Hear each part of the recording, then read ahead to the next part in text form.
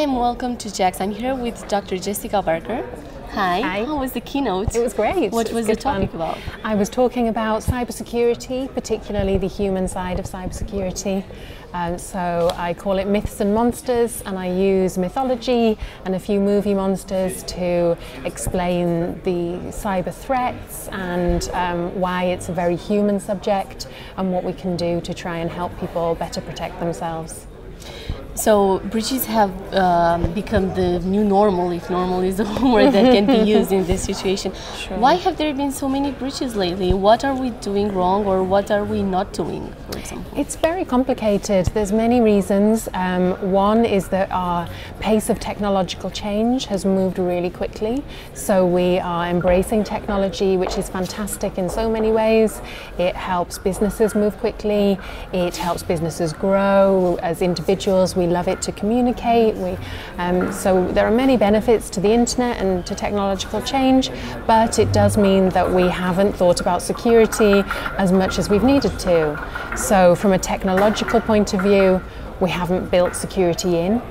And then from a human point of view, we've not really looked much in terms of cybersecurity as to why people behave the way they do online and how people understand threats and whether they're able to secure themselves in the way that we ask them to. So we put a lot of responsibility onto individual users to stay secure, but sometimes this can be asking people a bit too much. So we need to try and empower and encourage people and support them with their use of technology.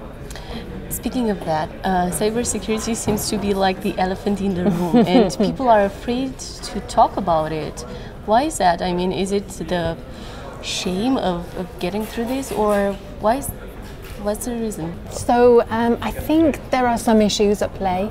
One is that there can be this narrative that people are at fault. So there can sometimes be this idea that users are stupid, that people are the weakest link, and so sometimes then we can actually blame the victims and we can blame the individuals who click on a malicious link, or who reply to spear phishing emails, who put their credentials where they shouldn't. So sometimes we can point the finger a little bit too much rather than looking at the underlying causes that may have led people to being duped by a criminal.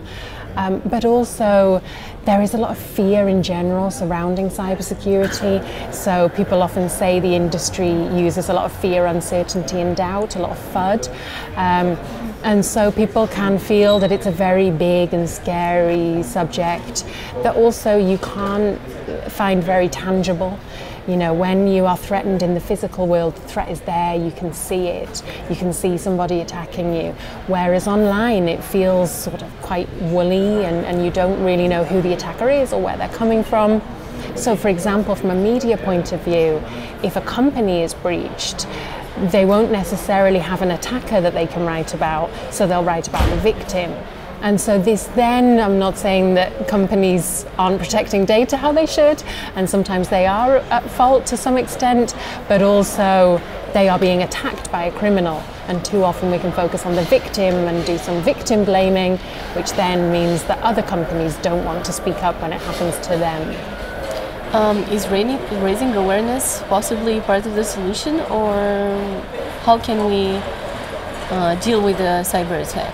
Because it cannot be prevented, or sure. Can it? So a lot of attacks can be prevented.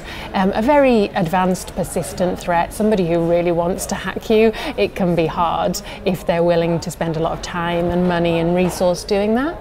But most of the threat doesn't come in that way. Most of the threat will move on. If somebody tries to attack you and you have good defenses, they'll move on to somebody who is more vulnerable.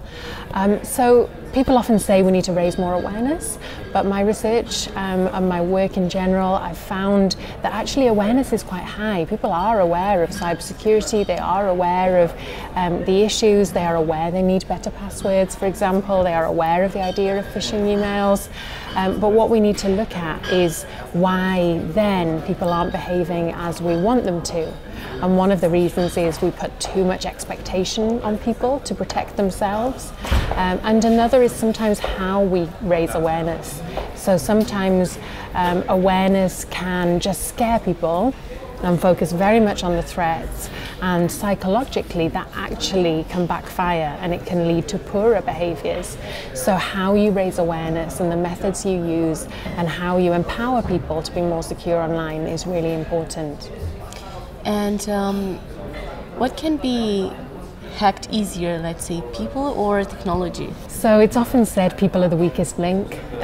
It is usually, not always, but usually it is cheaper and easier and quicker to get into an organisation via a human. So this is why we've seen such a huge rise, for example, in spear phishing emails and in other forms of social engineering, because usually you can manipulate someone psychologically much easier than you can hack a technology or a system. So humans make mistakes, I mean the human error, and they are kind of an easy prey. Yeah, to some extent. But I was thinking, should we perhaps support movements such as HumanOps, for example, which promotes the well-being of employees? And if people on the front lines perhaps are well rested and have everything that they need, perhaps they can spot something wrong that's Absolutely. wrong, or should we support such movements? Yes, yeah, I completely agree with this idea, because when it comes to security, sometimes we can look very narrowly at our solutions and we can think a security problem needs a security fix, whereas often security is down to the culture. So for example, people being overworked, getting too many emails, can be a really big factor. So if you get hundreds of thousands of emails a day, you don't spend the time looking at each one, you click through them, you're far more likely to fall for a spear phishing email than if it's an organisation where people talk more face to face and emails are used very lightly. So these cultural issues over how we support people, how we empower people, how we communicate are really crucial when it comes to security. I see. That's very important.